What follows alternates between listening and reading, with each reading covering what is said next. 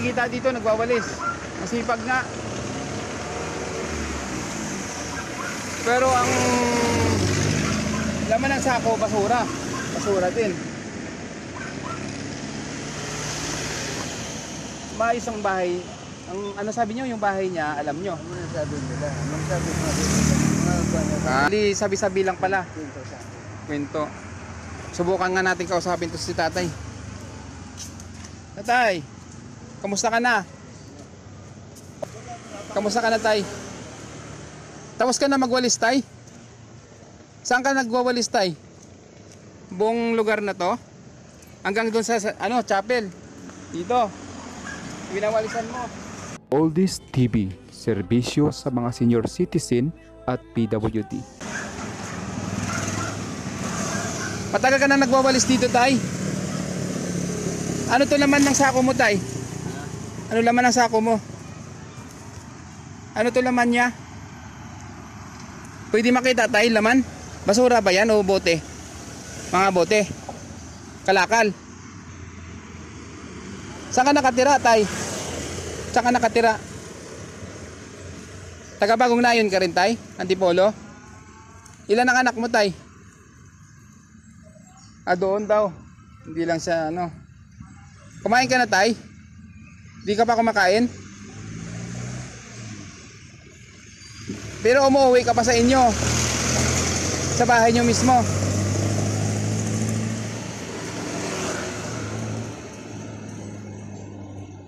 Gusto mo ng tinapay, tay? Tinapay? Gutom ka na? May bayad dito si Kapitan sa pagwawalis mo? Binabayaran ka ni Kapitan? Hindi daw. Ibig sabihin naglilinis ka lang, kusa. Itong sako ni tatay, may mga laman to. Mga kalakal ata, ano? Kalakal. Kalakal.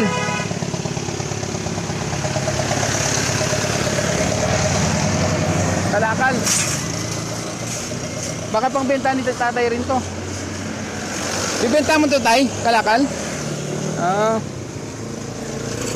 Yan kasi tatay, hindi lang talaga iling-iling lang. Hindi masyado nakapagsalita. Ano po? Wala ka ng asawa? Tay? Wala ka ng anak? Wala na pala asawa si tatay ata.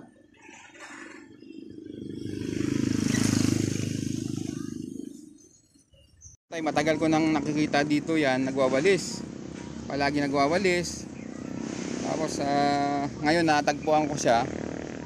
Dito nakaupo sa tulay. Natanong ko nga na hindi pa pala kumakain din to. Ikaw, tay, nakakain ka na, tay? Hindi rin. Wala, tinapay lang na. Tinapay din. Tinapay lang, magkain mamaya nga po. Si tatay, sana nga mapansin to ng mga kamag-anak, no? Si tatay nasa tulay. At sa mga nakakilala man po dyan, mga kapitbahay, sana maipaalam po natin ito sa mga kamag-anak niya. Maaaring nakilala o nakita na siguro to ng pamilya.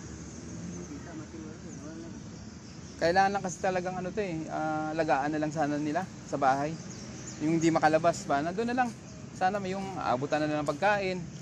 Kasi medyo hindi na maganda yung baka si tatay ay depression na to eh. May problemado na sa buhay. Mga 50 siguro may higit, 60. Lampat-lampat na 50. Oo. Tapos ang kwento pala dito ay driver pala dati ito. Tanungin natin. Driver ka dati, tay? Driver ka, tay? Driver ka ng jeep? Ba't di ka na nagbiyahe? Bumangga sa sasakyan? Binawi na sa'yo yung sasakyan? Ayan si tatay, oh. Hindi lang talaga siya makausap.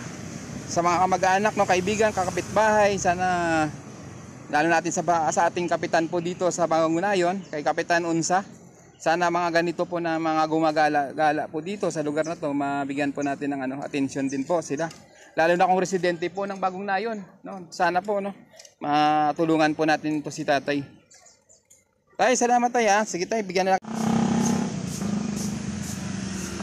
Please support. Let me walk upon